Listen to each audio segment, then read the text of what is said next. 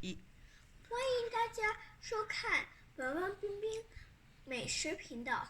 今天冰冰会尝胡萝卜还是里脊肉脆呀？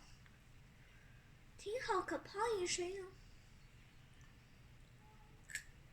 胡萝卜，我不知道胡萝卜有没有可胖一声，因为你耳朵要竖起来哟。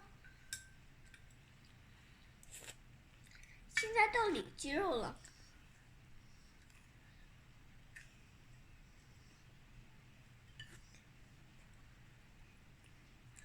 里脊肉有没有可胖一声？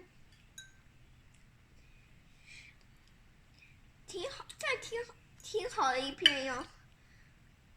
这是里脊肉，没有可胖一声。